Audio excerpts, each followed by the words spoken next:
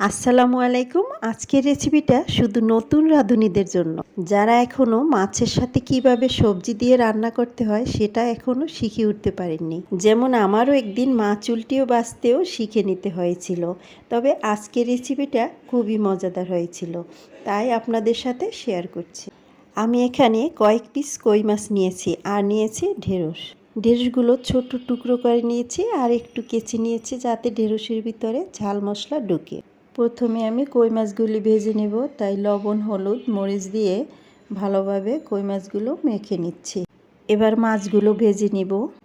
একটি ফ্রাই প্যানে ভালোভাবে তেল গরম করে নিয়েছি। এবার মাছগুলো আমি ভেজে নিচ্ছি।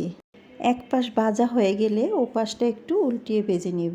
কই মাছ ভাজাটা একটু কড়া করে ভাজতে হয়, তাহলে একটু টেস্ট বেশি লাগে। মাছ ভাজা হয়ে গেলে এবার তুলে নিচ্ছি। এবার দিয়ে দিচ্ছি 1 কাপ পেঁয়াজ কুচি। পেঁয়াজটা ভাজার সাথে এইদিকে মশলাটা একটু রেডি করে নিব। একটা বাটিতে নিয়ে নিচ্ছি হাফ চামচ হলুদের গুঁড়ো, 1 চামচ মরিচের গুঁড়ো, হাফ চামচ ধনিয়ার গুঁড়ো আর দিচ্ছি 1 চামচ রসুন বাটা। এতে সামান্য পানি দিয়ে সব কিছু মিক্স করে রেখে দিব। এবার পেঁয়াজটা ভাজা হয়ে গিয়েছে, এবার মেখে রাখা মশলা দিয়ে দিব। এভাবে মশলাটা মেখে দিলে রান্নার স্বাদটা অনেকটা বেড়ে যায়। কষানোর জন্য সামান্য পানি দিয়ে দিচ্ছি আর পরিমাণ মতো লবণ দিয়ে দিচ্ছি। ভালোভাবে মশলাটা কষিয়ে নিব। মশলাটা কষানো হলে সবজিগুলো দিয়ে দিচ্ছি। সবজিগুলো একটু নেড়ে চেড়ে 5 মিনিটের জন্য ঢেকে রাখবো।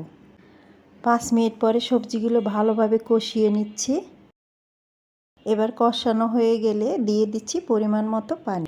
পানিটা একটু ফুটে উঠলেই মাছগুলো দিয়ে দিচ্ছি আর দিয়ে দিচ্ছি 1 চামচ জিরের গুঁড়ো।